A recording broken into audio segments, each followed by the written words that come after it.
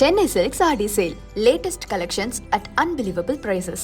Up to 50% offer or branded gifts. T Nagar, Velachery, Krompet and Thiruvallur.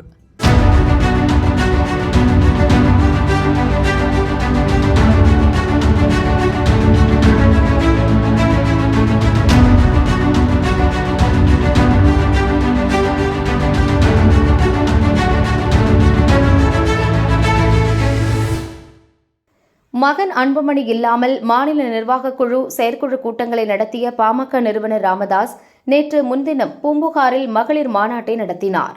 இதில் ராமதாஸ் மனைவி சரஸ்வதி, மூத்த மகள் ஸ்ரீகாந்திமதி, பாமக கௌரவ தலைவர் ஜி.கே. மணி உள்ளிட்டோர் பங்கேற்றனர். மாநாட்டில் முதல் முறையாக ஸ்ரீகாந்திமதி பேசினார். தன்னை புகழ்ந்து மகள் பேசியதை பூரிப்புடன் ராமதாஸ் கவனித்து கேட்டார். பின் பேசிய அவர், மிகவும் பிற்படுத்தப்பட்டோருக்கு 20% இடஒதுக்கீடு வழங்கிய கருணாநிதியை பாராட்டினார். தந்தையை மிஞ்சிய தனயனாக முதல்வர் ஸ்டாலின் ஜாதிவாரி கணக்கெடுப்பை நடத்த வேண்டும் எனவும் கோரிக்கை விடுத்தார். கலைஞர் அவர்கள், என்னுடைய அருமை நண்பர் கலைஞர் அவர்கள் கொடுத்தார்கள். 108 சமுதாயங்கள் பயன்பெற்றன. இப்பொழுது நீங்கள் ஒரு தந்தையை மிஞ்சிய தனையனாக நீங்கள் இந்த சாதிவாரி கணக்கெடுப்பை ஏன் எடுக்கக்கூடாது? ஏன் தயங்குகிறீர்கள்? தன் பேச்சில் மகன் அன்புமணியுடனான மோதலை வெளிப்படுத்திய ராமதாஸ், தந்தை ராஜராஜ சோழன் கட்டிய தஞ்சை பெரிய கோவிலை விட சிறியதாக கங்கை கொண்ட சோழபுரத்தில் ராஜேந்திர சோழன் கோவில் கட்டினார் என்றார். நமது பாரத பிரதமர் மோடி அவர்கள் தந்தையை மிஞ்சிய தனையன் இருக்கக்கூடாது. அதற்கு உதாரணம் பெரிய கோயிலும் கங்கை கொண்ட சோழபுரத்தில் இருக்கிற அந்த கோயிலும் உதாரணம் என்று சொன்னார்கள். அருமையான வார்த்தை.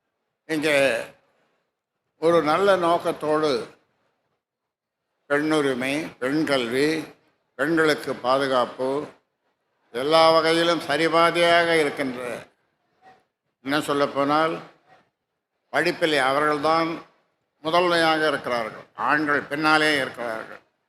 பூம்புகார் மகளிர் மாநாட்டில் கடும் மழையிலும் பல்லாயிரம் பேர் திரண்டதால் உற்சாகமடைந்த ராமதாஸ், வரும் 17ஆம் தேதி நடக்கும் பொதுக்குழுவில் அதிரடி முடிவுகளை எடுக்க இருப்பதாக தகவல் வெளியாகியுள்ளது.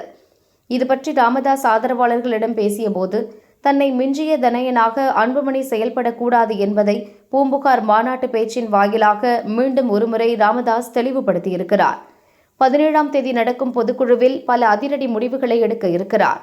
மகள் ஸ்ரீகாந்திமதிக்கு கட்சியில் அல்லது வன்னியர் சங்கத்தில் முக்கிய பொறுப்பை வழங்குகிறார். அதே நேரம் அன்புமணியின் செயல் தலைவர் பதவியை பறிக்கவும் ராமதாஸ் திட்டமிட்டுள்ளார் என்று பாமக நிர்வாகிகள் கூறினர்.